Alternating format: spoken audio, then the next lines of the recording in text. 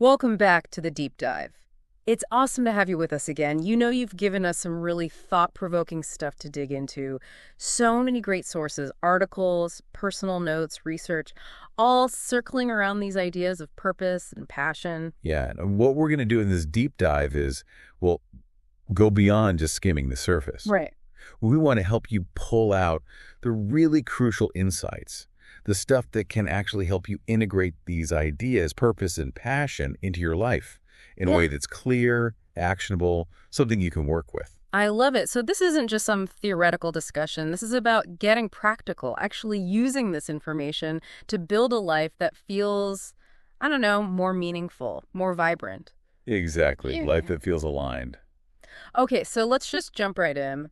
Purpose. Like when we say that word purpose, what are we really getting at? What's the essence of it?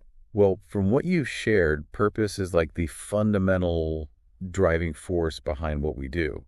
It's that deep why, the thing that really motivates us. So not so much a specific outcome, but more like the underlying intention behind it. Exactly. And the really fascinating thing is, when your actions are aligned with your purpose, well, it adds this whole other layer of meaning to everything. It connects what you're doing to what you actually value, what really matters to you, what genuinely gets you fired up. Right, because you're not just going through the motions, there's that deeper connection. It's like you're tapping into a current that propels you forward instead of constantly battling against the tide. Okay, that makes total sense. I feel like I'm already getting a clearer picture here. So then how do we even begin to figure out what that why is? It can feel kind of like searching for something you can't quite grasp. Yeah, it can be tricky. A lot of the material you shared pointed to self-reflection as the key. It's about asking yourself some pretty deep questions, like, what truly energizes me, even when things get tough? What causes or values do I deeply care about? And then, and maybe this is the biggest one, how can I contribute, make a real difference, whether it's in my own little world or on a larger scale? And that difference, it doesn't have to be some massive world-changing thing, right? I mean, it could be something small, something personal. Absolutely. Even the smallest acts can ripple outwards. Yeah. And that's where passion comes in, right? The fuel that drives it all. Okay, let's talk about passion. The sources describe it as that internal fire. So tell me more about that. How does it work with purpose? Well, think of it this way.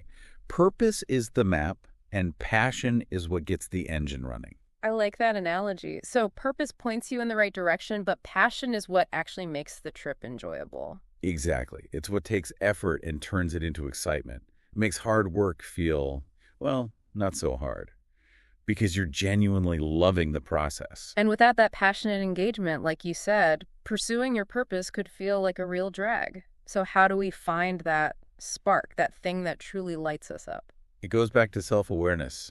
Think about the activities where you totally lose track of time, the things that draw you in, even if they're challenging.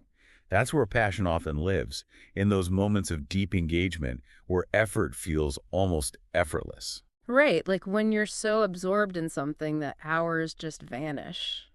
I totally get that. And it's important to remember, genuine passion comes from within. It aligns with your core values and interests, not with what other people think you should be passionate about. You know what I mean? Absolutely. It's about what feels authentic to you, not what you think you're supposed to be into. Right. And it doesn't always have to be this grand, world-altering thing. Passion can be found in hobbies, in relationships, in certain aspects of your work. It could be anything, really. So sometimes it takes a little exploration, a little experimentation to figure out what really gets those fires burning. Okay, so we've got the map from our purpose and the fuel from our passion. But how do we actually bring those two together in a way that, really works? That's where this idea of alignment comes in. When your passions are focused on fulfilling your purpose, when those two things are working in harmony, that's where the magic happens.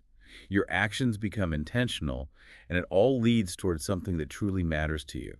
It's like finding that sweet spot where the things you love doing actually contribute to something you deeply believe in. You got it. But it's worth noting that this alignment, it doesn't always happen overnight. Yeah. It can be an ongoing process, one that requires some patience and a willingness to adapt. as both your passions and your purpose evolve over time. Yeah, that makes sense. Okay, so we're on this journey, figuring things out, and we're bound to hit some bumps in the road, right?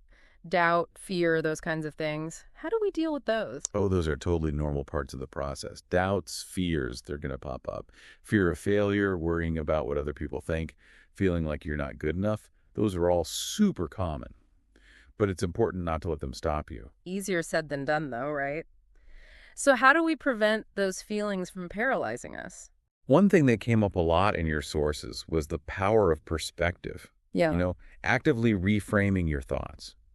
Instead of focusing on what could go wrong, what if you shifted your attention to the opportunities for growth and learning? Every step you take, whether it leads to immediate success or not, is teaching you something. It's helping you grow. It's like progress over perfection. Exactly. Yeah. And this is where having a good support system can make a huge difference. Having people around you who believe in you, who can offer different perspectives, a little encouragement when you need it. Yeah, having that positive support can be a game changer. Okay, so we're navigating those internal challenges. But what about the time and effort it takes to actually do this work? It's not exactly a quick fix, is it? You're right, it's not. It takes time. It takes consistent effort. And this might be one of the hardest parts because we live in a world where everything's supposed to happen instantly. But finding and aligning your purpose and passion, that's a long game. And that's where patience comes in. I think that's a muscle we could all stand to exercise a little more. Absolutely. Patience in this context is about trusting the process, knowing that things unfold in their own time, and finding a sense of peace in that journey, even when things feel uncertain. Trusting that eventually the pieces will fall into place. And alongside patience comes persistence, showing up consistently, even when you face setbacks. Because those setbacks, those are just opportunities to learn and refine your approach. Okay, small, consistent actions, I can get behind that. Now, we've talked a lot about looking outward at our interests, at the world around us, but it's just as important to look inward, right? To really get to know ourselves. 100%. Self-discovery, that's the foundation. It's like before you can figure out where you're going, you got to know who you are, what you value, what your strengths and weaknesses are, what truly resonates with you on a deep level. It's about tuning out the noise and listening to your own inner compass. And what are some ways to actually do that, to really dive into that self-discovery process? Your sources suggest taking some time to think about those moments in your life when you felt truly joyful, satisfied, accomplished, when you felt most like yourself. What were you doing? Those experiences often hold clues. It's like looking for patterns, for those recurring themes. I see. So it's like taking an inventory of those peak experiences and seeing what they reveal. And also paying attention to what comes naturally to you. What are you good at? What do people come to you for advice or help with? Okay, so looking at our natural talents, our inclinations, and is there anything else? Self-discovery also involves getting real about your weaknesses, recognizing what doesn't align with your tendencies so you can avoid paths that might not be right for you. And most importantly, letting go of those external expectations, the shoulds that can drown out your own inner voice. That's so important, letting go of what you think you should be doing and focusing on what feels right to you. Okay, so we've done some of that inner work. We're starting to get a clearer sense of our purpose and passions. Now, how do we actually start living them? How do we put all this into action? Well, action is the bridge. You can think about it all you want, but without taking action, even small steps, nothing really changes. Right. It's about moving from thinking to doing. But sometimes that first step can feel so intimidating. You don't have to have everything figured out to start. Begin where you are with what you have.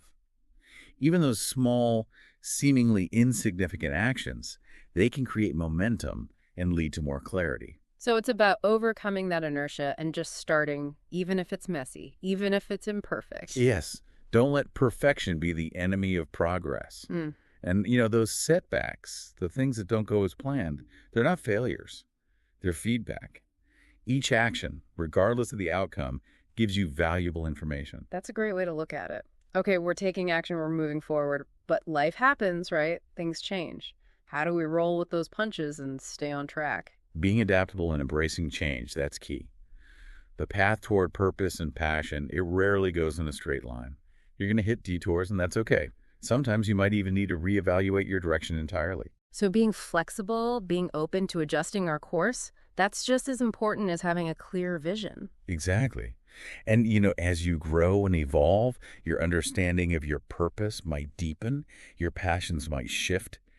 That's natural. That's healthy. I love that analogy of pruning a plant, letting go of the branches that no longer serve it so new growth can emerge. And speaking of growth, one thing that really stood out in your sources was this idea of finding fulfillment through service to others. It's about connecting your passions to something bigger than yourself. Yeah, it's not just about me and my goals. It's about contributing to something larger, to the well-being of my community, of the world. And it doesn't have to be this grand gesture. It can be something small, like volunteering your time, using your skills to help someone, even just being there for someone who needs support. Those small acts of kindness, they ripple outwards. They create a sense of connection, of purpose. So, in a way, giving back actually enriches our own lives. It's this beautiful cycle.